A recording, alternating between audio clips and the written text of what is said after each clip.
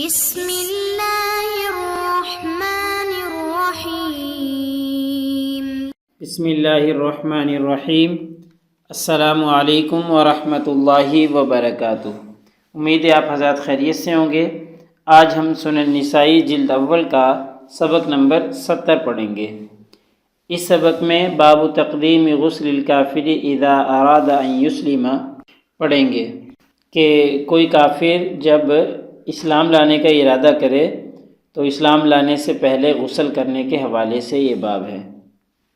تو ماقبل باب سے مناسبت یہ ہے کہ پچھلے باب میں کافر کے مسلمان ہو جانے کے بعد غسل کرنے کا استحباب تھا، استحباب کے حوالے سے باب تھا، اور اس باب میں مسلمان ہونے سے پہلے غسل کرنے کا بیان ہے۔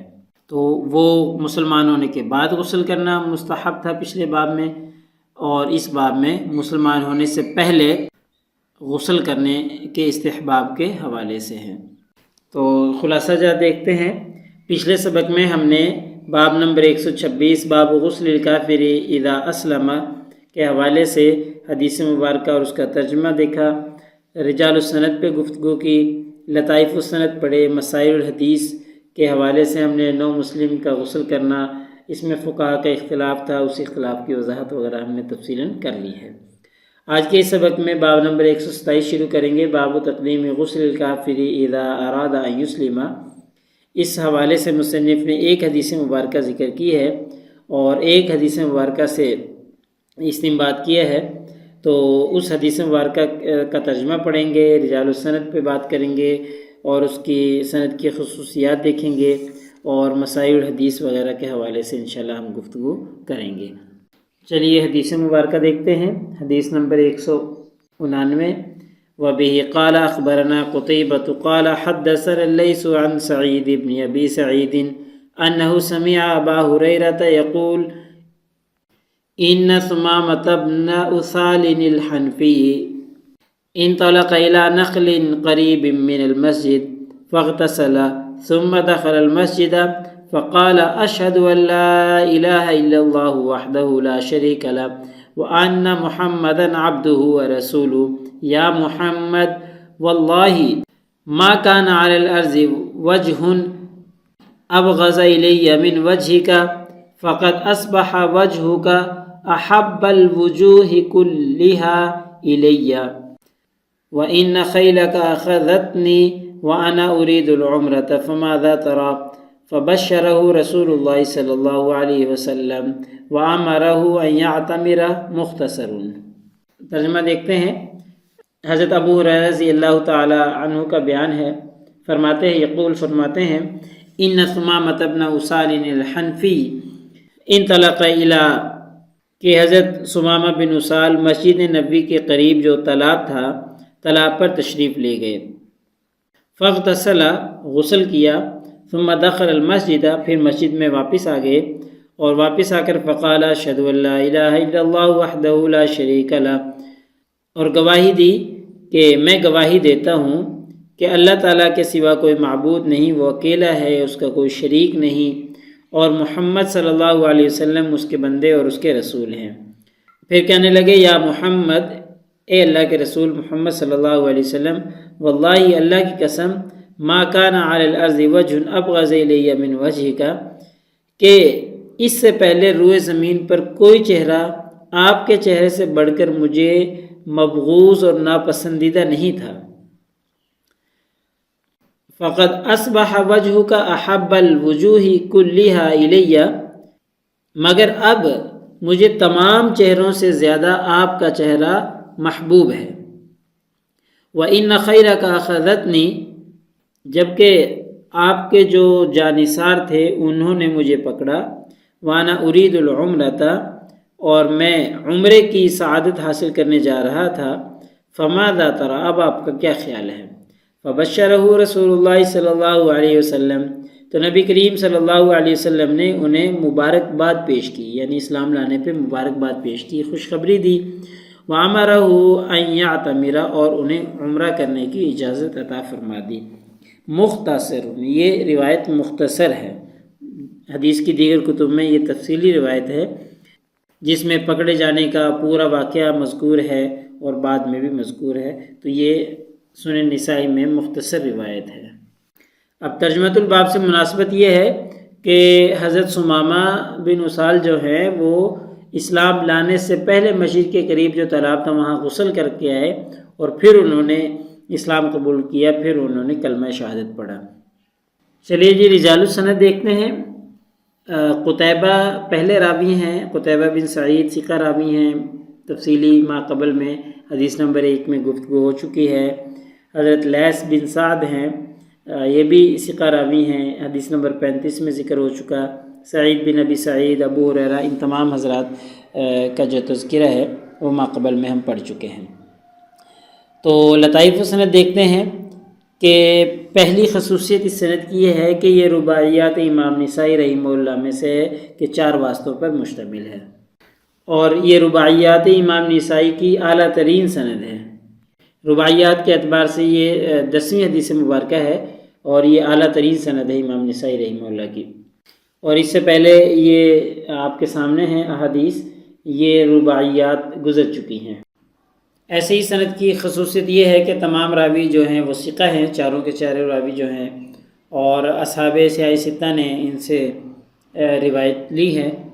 اور ایسی یہ خصوصیت یہ ہے کہ اس سند کے جو راوی ہیں وہ بغلانی ہیں، پہلے جو راوی ہیں وہ بغلانی ہیں، دوسرے جو ہیں وہ مصری ہیں، اور باقی 2 جو ہیں وہ مدنی ہیں۔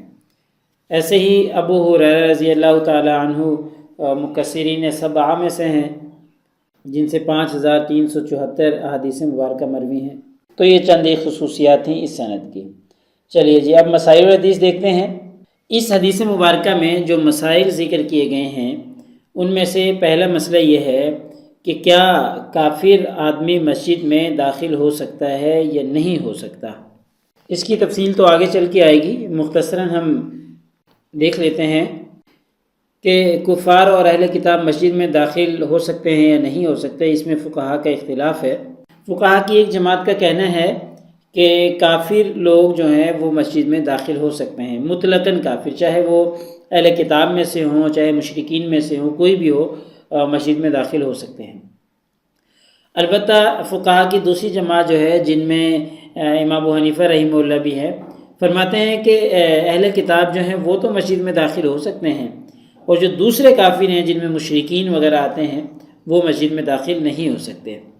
قرآن مجید کی آیت جو ہے یا ایھا الذین آمنوا انما المشرکون نجس فلا یقربوا المسجد الحرام بعد عامہم ھذا، اس سے استدلال کرتے ہیں کہ مشرک جو ہے محض ناپاک ہیں، اس لیے وہ مسجد میں داخل نہیں ہو سکتے۔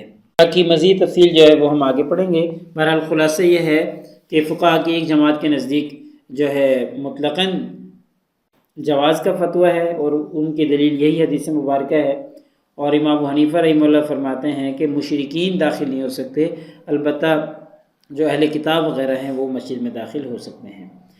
دوسرا مسئلہ جو اس حدیث مبارکہ میں ذکر کیا گیا ہے وہ یہ ہے کہ کیا کافر کو قید کیا جا سکتا ہے یا نہیں کیا جا سکتا۔ تو مطلقاً اس کے جواز کا فتویٰ ہے کہ جنگ وغیرہ کے اندر کافر کو قید کیا جا سکتا ہے، اس کو قیدی بنایا جا سکتا ہے۔ اللہ کے رسول صلی اللہ علیہ وسلم سے مختلف جنگوں میں اس کا ثبوت ملتا ہے، تو اس لیے مطلقاً جو ہے کافر کو قیدی بنایا جا سکتا ہے۔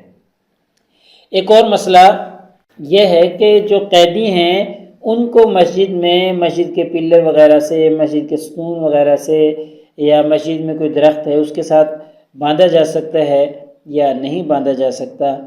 تو یہ بھی مطلقاً جائز ہے کہ ان کو مسجد کے اندر قیدیوں کو جو کہ اہل کفار ہیں مسجد میں باندھا جا سکتا ہے، مسجد میں لایا جا سکتا ہے۔ کیوں؟ تاکہ وہ مسلمانوں کے نماز کے انداز کو دیکھیں، حسن سلوک کو دیکھیں، مسلمانوں کی عبادت گاہ کو دیکھیں، مسلمانوں کو عبادت کرتا ہوا دیکھیں، اور مسلمانوں کی جو باتیں ہیں ان کو سنیں، تاکہ ان کے دل نرم ہوں اور وہ بھی اسلام کے قریب ہوں، اسلام کو قریب سے دیکھیں اور اسلام کی طرف مائل ہوں۔ تو اس وجہ سے ان کو مسجد میں لایا جا سکتا ہے، مسجد میں باندھا جا سکتا ہے۔ اس کی جو ہے مختلف نبی کریم صلی اللہ علیہ وسلم سے اس کے دلائل اور ثبوت ملتے ہیں۔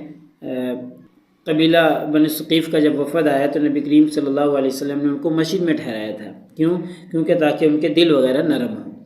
ایسے ہی حضرت جبیر بن مطعم جو ہیں وہ جب نبی کریم صلی اللہ علیہ وسلم کے پاس آئے تو مسجد میں ٹھہرے، اور نبی کریم صلی اللہ علیہ وسلم اس وقت مغرب کی نماز پڑھا رہے تھے اور سورہ طور تلاوت فرما رہے تھے۔ جس وقت انہوں نے سورہ طور کی تلاوت سنی تو ان کا دل جو ہے نرم ہو گیا۔ تو لہٰذا خلاصہ یہ ہے کہ مسجد میں قیدیوں کو لا کر باندھا جا سکتا ہے، ان کو مسلمانوں کے قریب کرنے کے لیے اور مسلمانوں سے مانوس کرنے کے لیے۔ ایسے ہی یہ مسئلہ بھی اس سے ثابت ہوتا ہے، پیچھے ہم اس پر گفتگو کر چکے ہیں کہ جب کوئی کافر اسلام لائے تو اسلام لانے سے پہلے وہ غسل کر لے، یہ اسلام لانے کے بعد سب سے پہلا کام وہ غسل کر لے۔ اس میں اختلاف تھا، پیچھے ہم پڑھ چکے ہیں۔ راجح قول یہ ہے، راجح فتویٰ یہ ہے کہ مستحب ہے غسل کرنا، کوئی ضروری نہیں ہے۔ ہاں اگر وہ جنابت کی حالت میں تھا، کفر کی حالت میں، اور اس نے جنابت کے بعد غسل نہیں کیا تھا تو پھر غسل کرنا ضروری ہوگا۔ ایسے ہی اس حدیث مبارکہ سے ہمیں یہ مسئلہ بھی سمجھ میں آتا ہے کہ کافر کو بغیر فدیہ کے بھی چھوڑا جا سکتا ہے، کیونکہ حضرت ثمامہ کو نبی کریم صلی اللہ علیہ وسلم نے آزاد کر دیا تھا، چھوڑ دیا تھا۔ وہ پھر باغ میں گئے اور وہاں پہ غسل کیا، غسل کر کے پھر واپس آئے تھے۔ تو بغیر فدیہ کے بھی کافروں کو چھوڑا جا سکتا ہے۔ ایسے ہی ایک مسئلہ ہمیں یہ بھی سمجھ میں آتا ہے کہ کوئی ایسا کام ہے، کوئی ایسی نظر ہے کہ جس کا ارادہ حالت کفر میں کیا ہوا تھا اور پھر اسلام لے آئے، تو اسلام لانے کے بعد اس ارادے کو، اس نظر کو، اس نیک کام کو پورا کرنا چاہیے۔ دیکھیں نا، حضرت ثمامہ رضی اللہ تعالیٰ عنہ نے نبی کریم صلی اللہ علیہ وسلم فرمایا کہ میں عمرے کے لیے جا رہا تھا اور آپ کے شاہ سوار جو ہیں وہ مجھے پکڑ لے۔ تو نبی کریم صلی اللہ علیہ وسلم نے ان سے فرمایا کہ ٹھیک ہے، آپ جا کے اب عمرہ کریں۔ یعنی اسلام سے پہلے عمرے کا ارادہ تھا، نیک کام کا ارادہ تھا، تو اسلام لانے کے بعد اس کو پورا کرنے کا حکم دیا جا رہا ہے۔ تو اس لیے حالت کفر میں کسی نیک کام کا ارادہ کیا ہو تو بعد میں اس کو پورا کر لینا ضروری ہوتا ہے، پورا کر لینا چاہیے۔ لہٰذا اگر ہم سوالات دیکھیں تو سوالات وہی ہو سکتے ہیں جو پچھلے سبق میں بھی ہم نے پڑھے ہیں، وہی سوال جو ہیں اس حدیث مبارکہ سے ہو سکتے ہیں۔ البتہ ایک سوال کا اضافہ ہو سکتا ہے کہ حضرت ثمامہ کا جو واقعہ ہے تفصیلی، وہ انشاءاللہ ہم آگے چل کے پڑھ لیں گے۔ تو لہٰذا ہمارے آج کے سبق کا خلاصہ نکلا کہ آج کے سبق میں ہم نے باب نمبر 127 باب تقدیم غسل الکافری اذا اراد ان یسلم کے حوالے سے ترجمہ حدیث مبارکہ کا دیکھا، اور رجال السند پہ بات کی، لطائف السند دیکھے، اور مسائل الحدیث بیان کرنے کی کوشش کی ہے۔ تو یہ آج کے ہمارے سبق کا خلاصہ ہے۔ جزاکم اللہ خیر۔ السلام علیکم ورحمۃ اللہ وبرکاتہ۔ اگلے سبق تک اجازت چاہتا ہوں۔ اللہ تعالیٰ آپ سب لوگوں کا حامی و ناصر ہو۔